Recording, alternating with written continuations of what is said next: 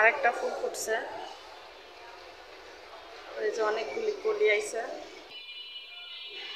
বাইরে আজকে প্রচুর রোদ উঠছে, আবার কাবারগুলিও একটু ময়লা হয়েছে। তো আজান দিয়ে দিছে।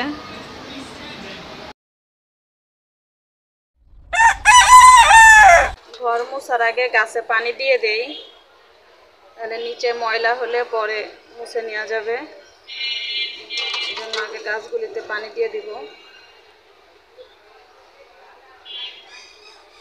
দেখেন আমাদের এই গাছে নতুন আরেকটা ফুল ফুটছে, ওই যে অনেকগুলি কলি আইছে। আর এই গাছে তো মাশাআল্লাহ দিলে সবসময় ফুল থাকে। কাবারগুলি ধুয়ে দিব। বাইরে আজকে প্রচুর রোদ উঠছে, আবার কাবারগুলিও একটু ময়লা হয়েছে। এই জন্য দুটোটা সোফার কাবার খুলে ভিজায় রাখবো। তারপর আমি ঘরটা ঝাড়ু দিয়ে ঘরটা মুছে নিব। পরে গোসল করার সময় কাবারগুলিকে ধুয়ে দিব।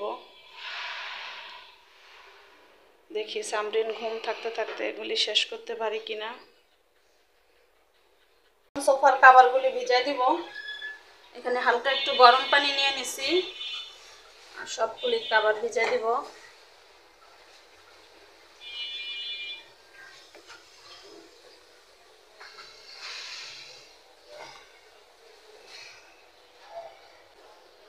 আল্লাহ, আমার মা দিয়ে ঘুমেতে এসে গেছে।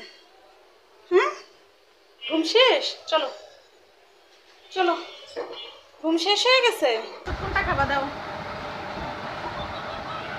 এটা কোনটা? এটা জ্বরের ওষুধ, এটা কাশির ওষুধ। দাও,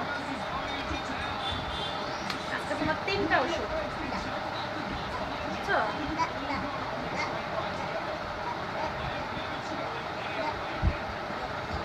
সামরিনের ওষুধ খাইতে অনেক ভালো লাগে, সে ওষুধ অনেক পছন্দ করে, তাই না মা? হ্যাঁ, তারপরে যে এই ওষুধটা দাও। দাও দাও, তাড়াতাড়ি দাও। না, ওইটা ওইটা ওইটা, এটা পরে দেবো, ওইটা আগে দাও। হ্যাঁ, সবগুলি তোমার মতো।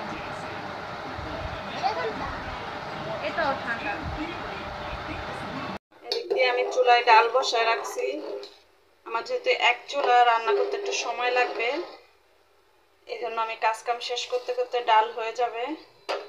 আর এই ডালের পানিটা তো গাছে দিয়েই আসলাম। তো দুপুরে খাওয়া দাওয়া করা শেষ আমাদের। আর এই যে এখানে সোফার কাভারটা এখানে ঝুলায় রাখছি। এই যে আর একটা, এই যে কুসুমের কাভারগুলি সব এখান দিয়ে দিয়ে রাখছি। এটা এখনো পানি আছে, আজকে তো আর শুকাবে না, কালকে শুকাবে, যেহেতু আমার নাড়তে দেরি হয়ে গেছে একটু, বাইরের রোদটাও কমে গেছে। এখানে থাকলে শুকা যাবে। আর আরও কিছু কাপড় চোপড় ছিল, ওগুলিও সাথে ধুয়ে দিছি। পুরা বারান্দা ভর্তি কাপড় দিয়ে, পুরো বারান্দা ভর্তি। তো আজান দিয়ে দিছে। এদিকে সামরি নিজে টিভি দেখতেছে,